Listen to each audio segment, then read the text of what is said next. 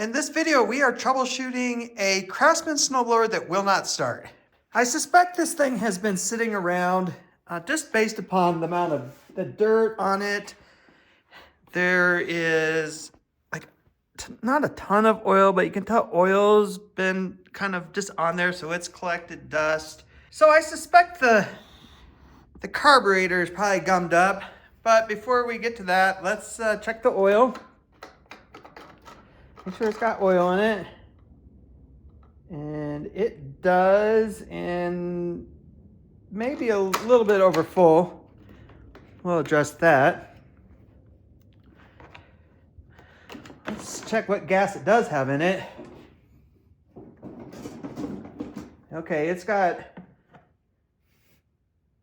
varnished gas with clean gas, so yeah, it sat and somebody dumped gas in there. All right, let's just try to start it up and see what happens. Full choke, the key is in. It's got an on-off switch over here, so it's in on. Let's prime it. Yeah, I really don't hear any gas. And yeah, I'm priming it 5 million times because I'm just seeing if gas will come out. Yeah, nothing. Let's push the button anyways.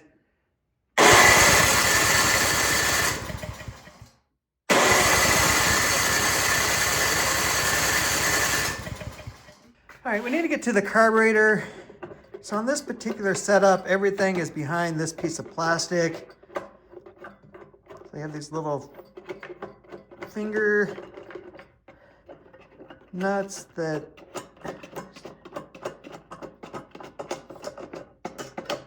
should come off. The choke lever should just pop up here. Yep.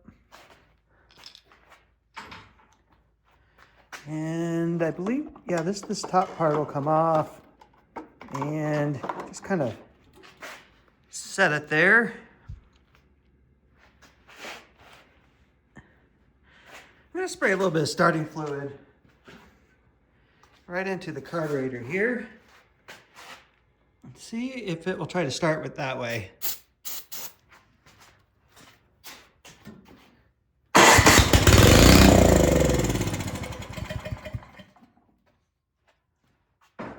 That is one quick way to check if you have spark.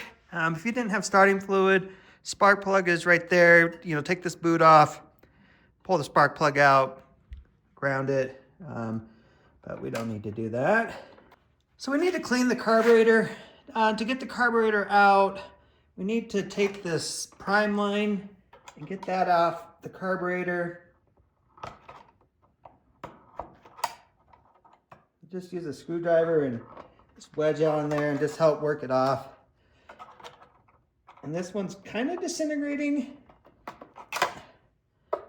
You see the tip of it there. It's not bad, but oh, and then my wire for the kill switch just came off. I gotta fix that now. All right, that should be able to dangle there. And then we got 2 bolts up front.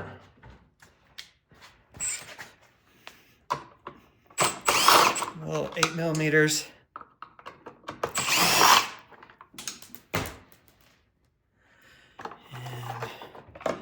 And set that aside. And then got the little cover for the carburetor. Oh yeah, look how dirty that thing is. We'll try to clean it here. May just be replacing it. We will see. All right, next we need to take off the gas line. I have this little clamp, makes that a little bit easier.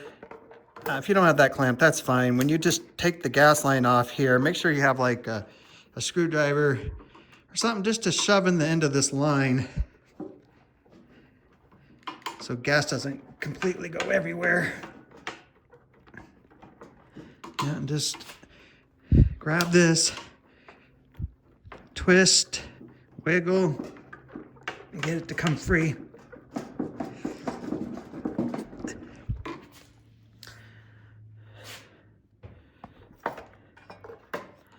And And as you can see, this one is not wanting to really come off, which it's maybe never been off in its life. And if we got rotten gas in there too, that's not helping the matter.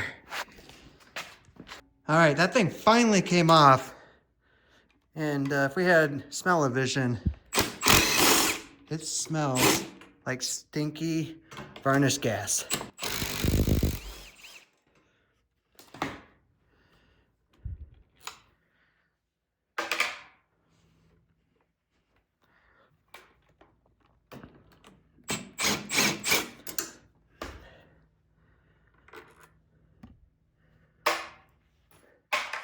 All right, and now our throttle linkage can come off. We got the spring too. All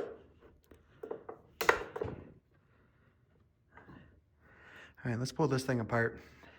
All right, so just a 13 millimeter. Well, this is not wanting to come out easy. That's not good.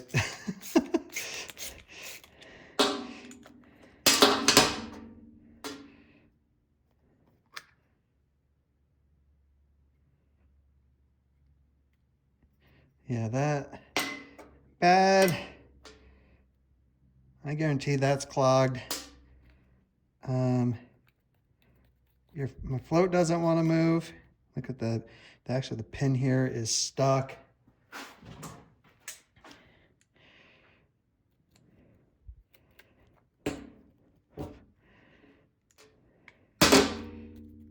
And that's it for taking these things apart. All right, I have assessed the situation and I'm not going to even attempt to clean this carburetor. And I say that because obviously the varnish, but it needs all new seals and gaskets. It's probably really hard to see down in here, but there's a gasket up there where the needle has to sit in, and it's like completely disintegrated in there. So once gas does start flowing through here, it's just gonna leak everywhere. And you can buy a new carburetor cheaper than buying a rebuild kit. So we're just gonna put a new carburetor on this thing. All right, guys, it's another day. Carburetor came in. So let's get that hooked back up. Set that there.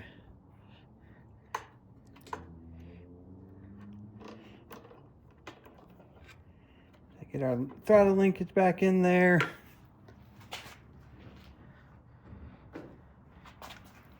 Then we gotta get our spring on there.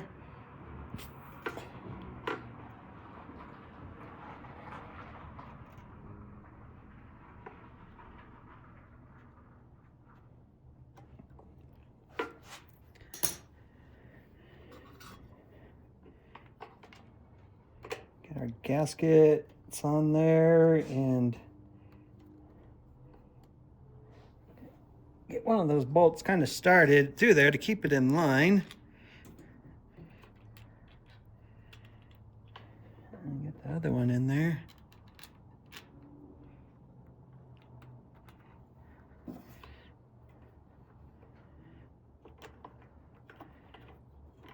And then just finger tighten them to get them started here.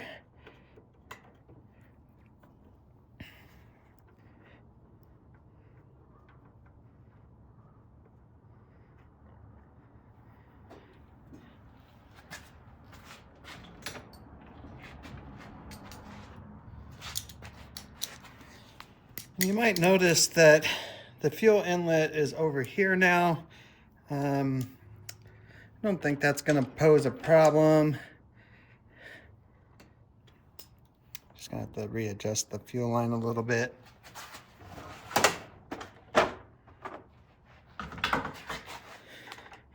If you have a star bit, it is easier to get this back in with these.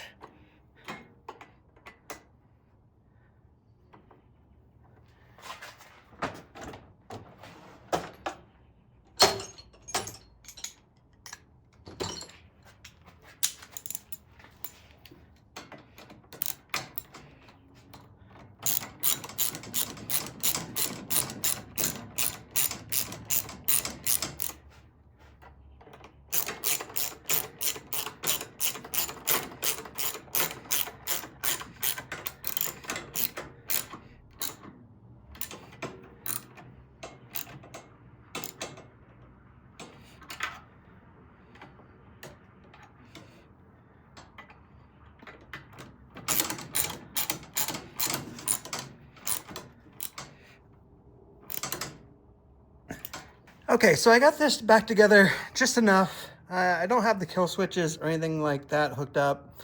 So if it does start, I'll have to just choke it out or just put a rag over this to get it to kill. But you can see, just cut the fuel line a little bit shorter. Yeah, let's give it a whirl, see what happens.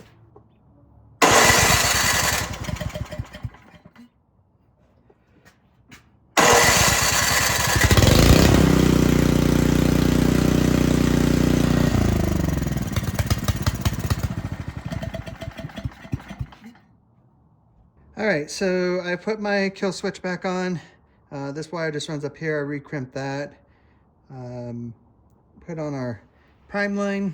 Need to put on our cover for the carburetor here. Just kind of start that out, finger tighten them a little bit, get them going here. And of course I dropped the screw or bolt. What do you want to call this thing?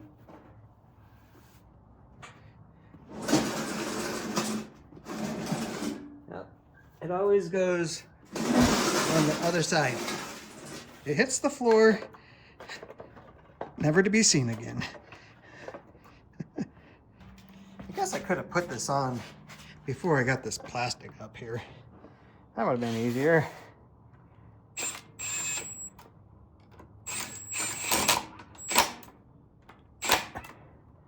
Alright, that's that. And then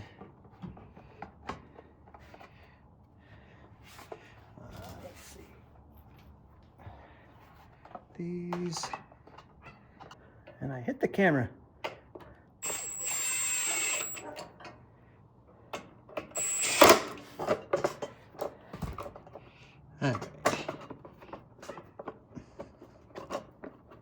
All right, guys, I think that's a wrap on this one. I'm gonna start it back up. Got everything back together. I'm gonna let it run for a little bit. Just make sure everything's working right on it. If you have any questions about the work I did, put it down below and I'll be sure to get back to you. I appreciate you watching.